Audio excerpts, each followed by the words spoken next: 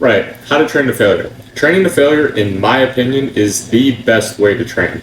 Here's my transformation as a credential to support this claim. And before we start, let me make it very clear that I have tried everything before trying this. I've tried every rep scheme, every training methodology, every split you can think of, leave this many reps in reserve, blah, blah, blah, blah, blah. I've tried all of it. My strength, my physique, and my overall progress in the gym felt like I was running on a never-ending hamster wheel.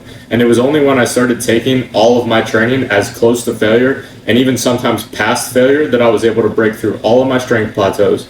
My physique significantly improved, and I actually began to enjoy working out again, because I've been training for the better part of a decade, and when you're not making any progress, it becomes hard to continuously show up day in and day out and put yourself through hell just to see no progress, right? Well, all of that to say that training to failure completely and utterly has changed my perspective on training as a whole, and more specifically, it helped me truly define what intensity actually is when it comes to your training. So the first thing training to failure did was it opened my eyes to the concept of training with tempo, which is often paired with training to failure. Training with tempo is putting a specific time under tension that you want to stick to during your sets. For example, tempo is broken up into a 4-number sequence. The first being the eccentric phase of the movement, which is the lowering of the rep. This is where the majority of your muscle hypertrophy is going to come from, but strangely enough, it's the part of the rep that the majority of people neglect. Why, you might ask? Because it's hard.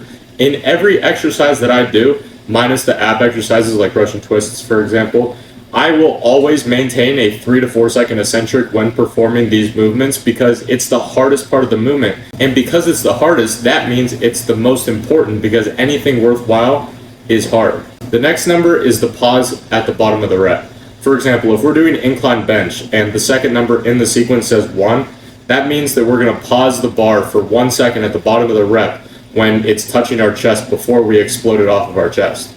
Although this may seem pointless and insignificant, this little pause is going to completely take out all momentum of the movement, which makes the rep even harder. And as I stated before, the harder we can make it, the better, because it becomes worthwhile and worth doing. So after the pause, then it's the fun part that we all know and love, the concentric phase, which, for this example, let's use bench again. This is where you're pressing the bar off of your chest until your arms are locked out at the top of the rep.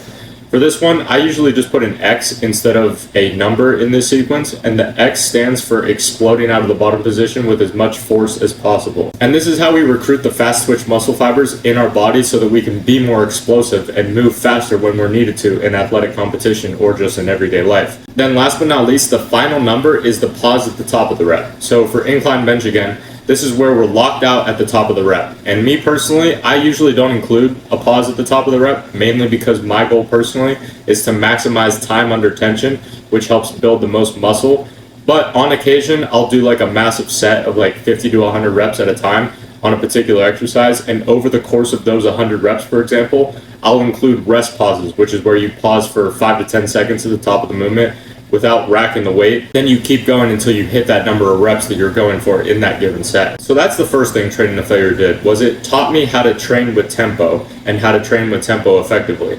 Then the next thing training to failure did was it redefined what intensity actually means when it comes to your training.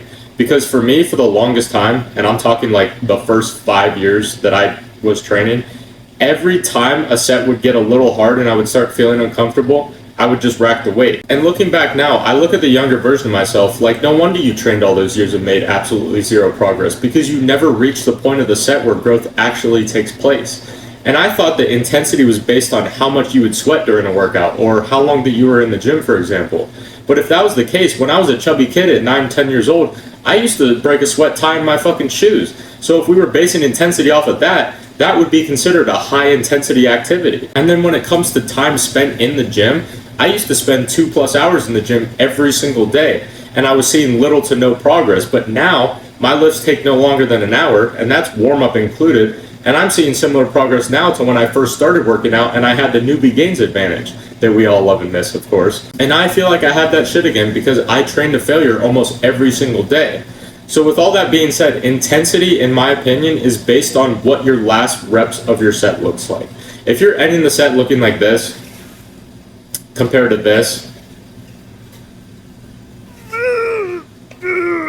then don't expect to see many results. And this should go without saying, but please perform any exercise that you do to failure safely, please. For example, don't be taking your deadlifts to failure. Honestly, I don't even think that you should have deadlifts in your workout program, but that's besides the point. The point is to make sure that you are going to failure on movements that you can do in a safe manner, such as pull-ups, push-ups, dips. And if you're doing bench, for example, make sure you have someone to spot you. I don't need any fucking lawsuits being thrown my way because one of y'all died under the fucking bar trying to go to failure without a spot. Or you could be a badass like Sam Sulek and just throw 315 off your chest once you hit failure. But regardless, that's it for today's video. Now you know why training to failure is the best way to go if you want to grow, how to train with tempo on top of training to failure, and how to do it safely so you don't get fucked up. I hope this one helped today, and I will see you tomorrow, my friend.